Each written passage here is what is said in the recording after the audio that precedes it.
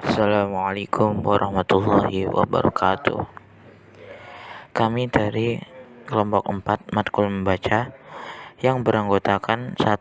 Regina Riantiningrum, 2. Rizka Amalia Salsabila, dan ketiga yaitu saya sendiri, Muhammad Habib Abdullah Maulana, akan mempresentasikan tentang materi ragam teks bahasa Indonesia. Baiklah, langsung saja kepada pemateri kami persilahkan. Assalamualaikum warahmatullahi wabarakatuh. Di sini saya akan menjelaskan tentang pengertian ragam bahasa. Apa sih ragam bahasa? Ragam bahasa adalah variasi bahasa menurut pemakaian yang berbeda-beda menurut topik yang dibicarakan, menurut hubungan pembicara, kawan bicara, orang yang dibicarakan, serta menurut medium pembicara.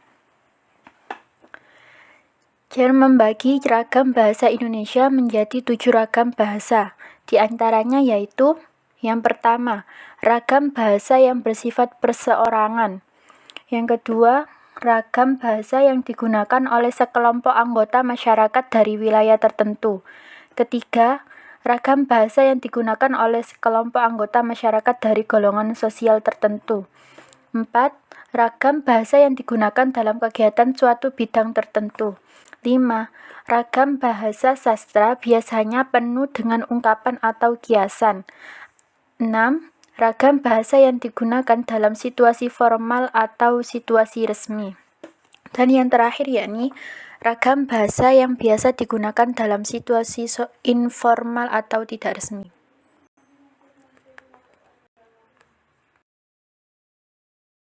B. Macam-macam ragam bahasa. Ragam bahasa adalah bentuk bahasa bervariasi menurut konteks pemakaian. Ragam bahasa dapat diperinci berdasarkan daerah, pendidikan, dan sikap.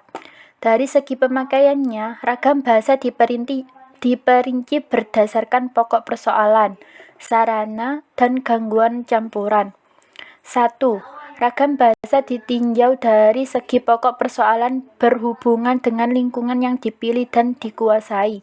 2. Ragam bahasa sastra ditinjau dari segi sarananya, dibedakan menjadi ragam lisan dan ragam tulis atau tulisan. A. Ragam bahasa lisan. Ragam bahasa lisan memiliki ciri-ciri yaitu sebagai berikut. 1. Memerlukan orang kedua atau teman bicara. 2. Tidak harus memperhatikan unsur gramatikal, hanya perlu intonasi serta bahasa tubuh. Yang ketiga, berlangsung cepat.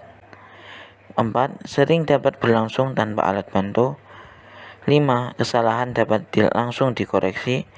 Dan yang keenam, dapat dibantu dengan gerak tubuh atau mimik wajah serta intonasi.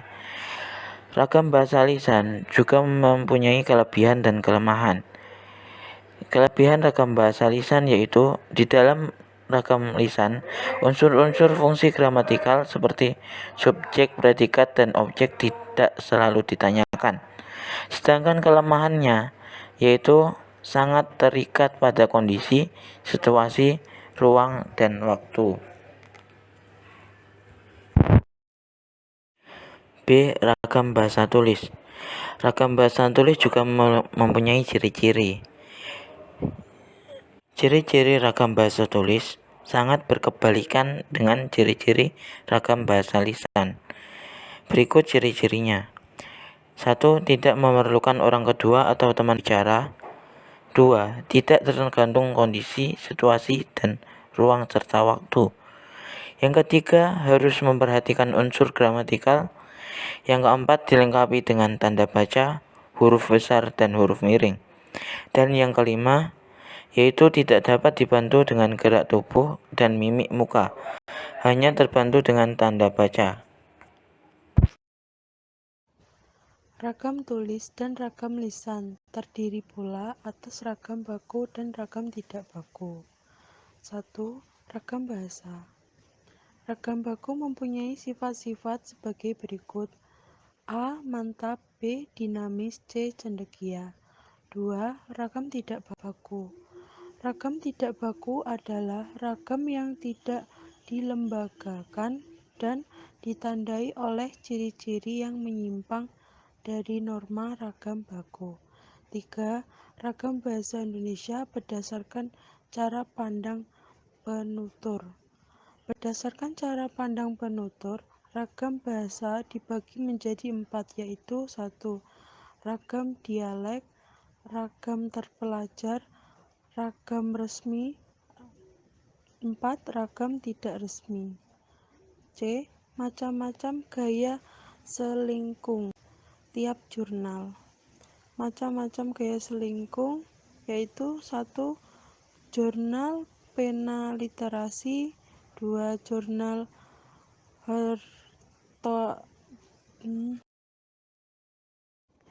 C. Macam-macam gaya selingkung tiap jurnal. Macam-macam gaya selingkung yaitu 1. Jurnal Pena Literasi, 2. Jurnal Hortatori, 3. Jurnal Deksis, 4. Jurnal Transformatika, 5. Jurnal Semiotika. Demikianlah materi yang dapat kami sampaikan. Apabila ada kurang dan salah,